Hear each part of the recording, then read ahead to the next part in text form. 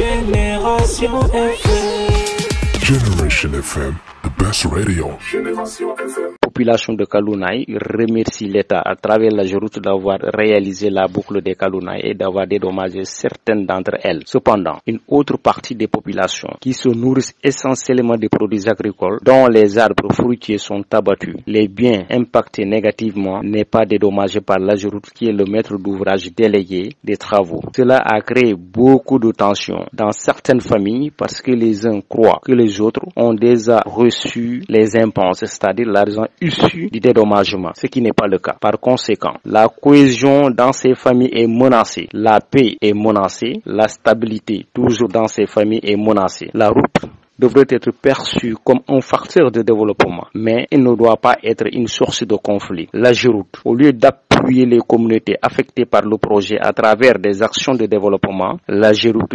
viole le droit de certaines populations, surtout démunies, ce qui est extrêmement grave. Cette violation flagrante des droits humains de ces populations ne doit pas laisser indifférentes personne. C'est pourquoi nous, population de la zone des Kalounaye, interpellons les défenseurs des droits de l'homme, la société civile et la Banque africaine de développement, BAD, qui a financé ce projet sur cette question pour le respect strict du droit de ces populations qui est le droit au dédommagement. Si réellement nous sommes dans un état de droit, l'État a l'obligation de dédommager ces populations qui sont déjà à l'agonie.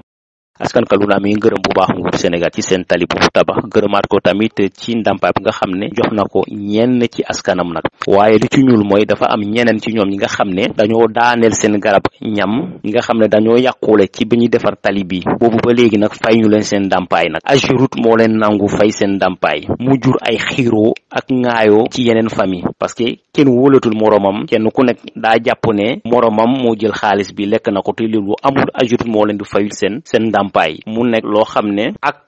ak yelleef lañu salfaañe foofu ak yelleef doomu aadama ci ñenn ci askanu Kalounaye lañu salfaañe foofu kon ñu ngi wax Ageroute mu fay leen ndàmpaay nag tey nguur warul teg benn coono nag ci askanam lu dul teggi ko coono loolu mooy cëru nguur moo tax askanu Kalounaye nag mi ngi woo ñi nga xam ne ñi samb ak yelleef doomu aadama lu tubaab duppee défenseur des droits de l'homme ak société civile ak banque boo xam ne bu financé tali Kalounaye mooy la Banque africaine de développement la BAD pour ñu wax ci Ageroute mu fay ñi nga xam ne ñu mu war a fay ndàmpaay mooy ñi nga xam ne ba léegi jotaguñu ko te nekk ci ay tolof yoo xam ne yu métti nag rawatina ñi ngi ci hivernage bi mooy nawet bi nag ñi nga xam ne ñoom mbéy lañu gën a di dundee nag boo demee ba daaneel seen ay garab ñam loolu dee nekk loo xam ne lu yéeme daaneel ko après nga dédommagé ko jox ko ndàmpaay loolu may yoon waaye boo ko def la nga def leneen loolu da ngaa teggi yoon nekkul cëru nguur nag moo tax dañoo jàpp ne bu dee dëggantaan Sénégal dëkku yoonu la kon lii farta la war na fay ndàmpaay ñi nga xam ne ñu muy daaneel ay garab ñam ñi nga xam ne ñi yàqule ci bi ñuy defar seen tali